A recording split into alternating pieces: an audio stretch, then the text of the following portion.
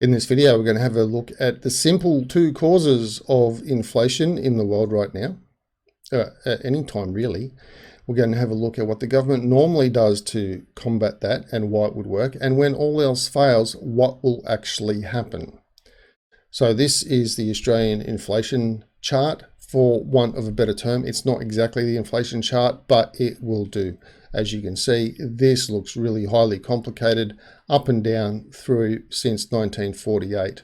The blue bar line is what the Australian Central Bank desires as their constant wish of inflation. Okay, so let's simplify this. What actually is inflation? There are two causes, and both of the causes in relation to the two elements are the same. And you'll see what that sounds complicated, but really simple. When the supply of goods drops, the price of the goods goes up. When the supply of goods remains the same, but the supply of money increases, the price of goods goes up. In both cases, if the goods are below the money available, or the goods are the same and money increases, you'll see there's a disparity between the goods and the money. So they're both the same, but the causes are both different. So on the supply side, example, I've got 1,000 widgets and I've got $1,000. Each widget is worth $1. 1,000, 1,000.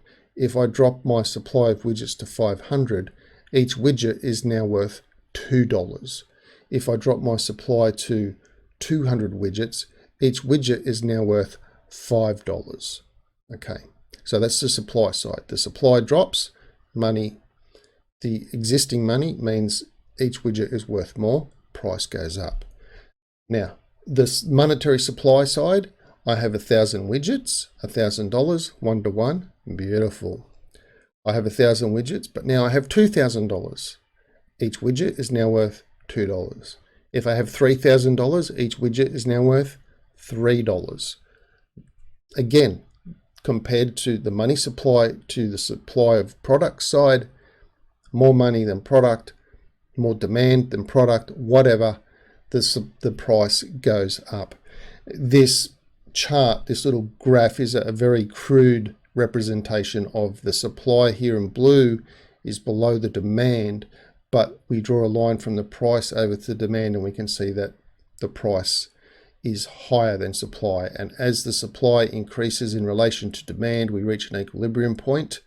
Once demand is greater than supply, then the price has dropped as we increase the quantity. That's what this chart is showing. Okay, so what have we had for the last 2 years? For the last 2 years, or 3 years even, we've had governments locking economies down, which has totally screwed the supply. That alone, if the governments did nothing else, that was going to send inflation through the roof. But then the governments did something. They threw a shitload of money into the system. So not only did the supply drop, which would have caused inflation anyway, they then threw fuel on the fire by chucking loads of money into the system, which that alone, if the supply had never changed, that alone would have caused inflation. But now you've got a double whammy. So we're going to have a double whammy inflation. Okay, but then the government says it's your fault. You're spending too much. Well, I'm not spending anything different. Most people I know aren't spending anything different, but I'm sorry, you're going to pay the price because we spent money into the system. Now, the interesting thing about that money injection is that it doesn't happen, it doesn't cause the inflation straight away. So the first people to get that money, they can benefit from it. So let's say there's some money to buy a car. Just for example, car money. So here's 10,000, go buy a $10,000 car. So great, go buy a car, go buy a car, go buy a car. But now that there's all this money in the system, the price of the car starts to go up. Now it's 12,000 bucks. But I'm cool because I bought it for 10 with that free money. That means the first initial gainers of that money, when they spend it, they're not affected by the inflation. It's the secondary follow-on who gets affected by the inflation. So the government says, well, there's too much money in the system, even though we put it in there, but we're going to blame you. So you need to stop borrowing. Now, I'm going to raise interest rates. Now, yes, that will slow new borrowings, but what it also means is if you have an existing loan, your rates have just gone up. So that daily latte, that's gone out the door. You think you're going to get your nails done every week, get your hair done, go to the gym, $100 a month at the gym? No, just no. I can't afford it now. Now I have to spend it on my mortgage. So what does that do to those gym places and things? Their businesses slow down because your money has been taken out of the spending economy, circulating economy. It's gone straight back into the bank. So it slows all of that down. Now, interest rates also mean fewer people can borrow. Now, your income most likely is someone else's borrowings paid back into the system. Borrowed money for a car, that went to the car dealer, they had to pay the car seller, the car cleaner, the car yard lease, and all these people benefited from that car money. That's now their income, that they now go to the coffee shop, and around and round and round and round it goes. That's the system we work in. So the government's tool to lower the amount of money in the system is to raise interest rates and screw everybody over. Of course, it means it deprives you of your wealth at the same time, but they don't care. Remember, the first people to get the money are okay, and they're going to usually be larger corporations and things like that. But anyway, moving on from that, that's not a discussion of that. We're talking about the tools the government uses. So after that fails, now sometimes that might work and it might lower things down, but in this case, if you are not addressing the supply issue and you're only talking about the money and not the goods, inflation will continue until you can get the equilibrium of the supply of goods back in check.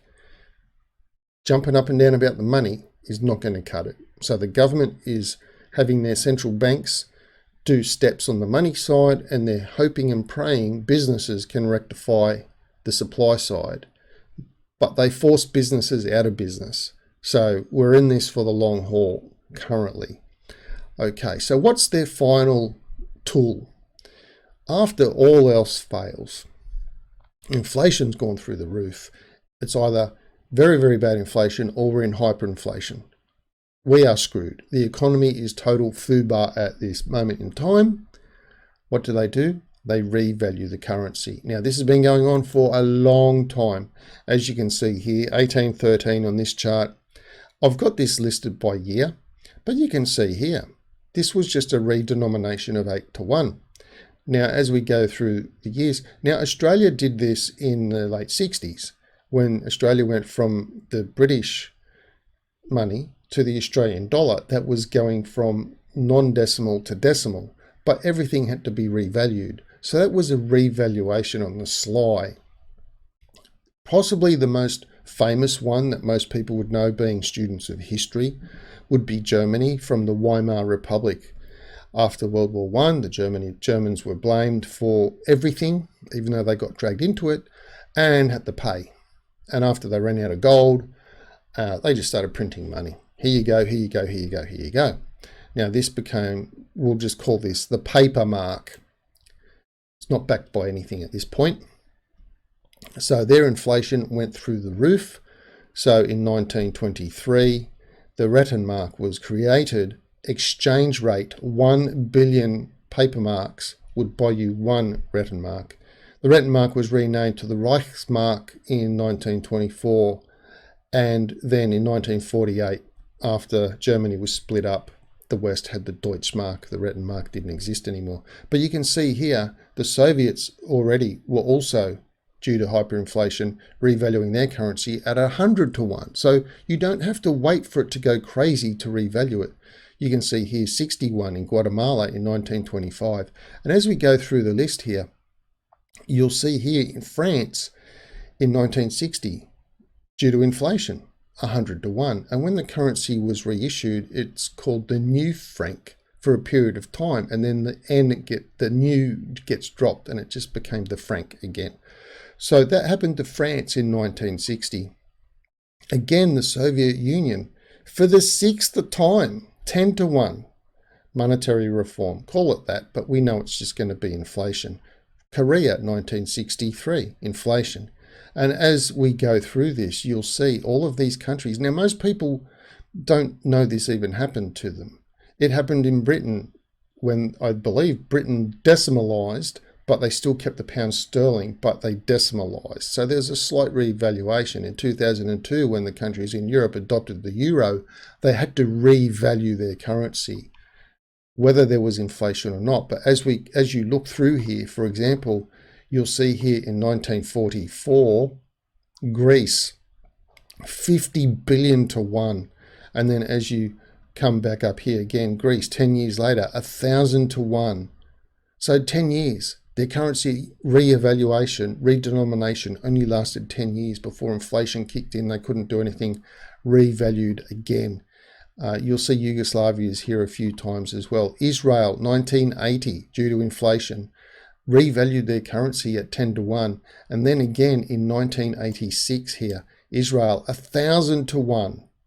So in 6 years, their currency had just gone ballistically inflated in 6 years. So this is a very real thing that we are possibly looking forward to, because the monetary side is getting addressed with high interest rates, but the supply side is not. And the higher the interest rates go, the more that is also going to screw up the supply side, which has not even recovered from being shut down and screwed up in the first place. So this is why I say, I believe, that we will be in for a long hurt. It's not a transitory period, unless you call, for example, Israel's 6-year stint a transitory period and then a revaluation. At some point, you can kick the can down the road with interest rates and playing funny games, but this is where we will end up. So if you are in a country that is talking about a digital currency, this is why. The money makers, the people that run the system, that know all of this happens, they can see that this is a very costly process to revalue a currency and reissue a new currency. And there's a time period involved when you still have to exchange the old for the new and so on and so forth. But if everyone can transact in a digital currency and we can just revalue that digital currency like that every time inflation takes a hold, then we're set. It just streamlines our thing, and we can give the appearance of eternal prosperity without ever having to have panic in the street as hyperinflation takes a hold and we have to revalue our currencies. As you can see, all through this time, unless you lived in Poland, here the 4th Polish zloty in 1995, 10,000 to 1. You saw Poland back in the 1920s had done it also. Russia again, 1998, the first ruble, 1,000 to 1 exchange rate. The Sudan, Zimbabwe, everyone knows Zimbabwe. They actually went through three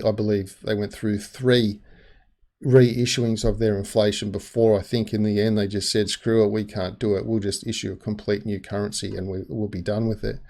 And as you can see, this chart only goes up to 2021. But that is what we do have to look forward to. So until the supply side is fixed, a lack of supply causes inflation, an injection of money causes inflation.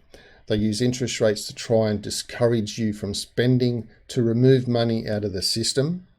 But until that supply side has been fixed, we're still going to have inflation. And then after inflation gets out of control and they can't do anything about it, they'll just revalue the currency and carry on like normal, waiting for the next inflation to get out of control and revalue the currency again. In any case, that's all I've got for this video. Give us a like if you learned something new, or let me know what you think in the comments below.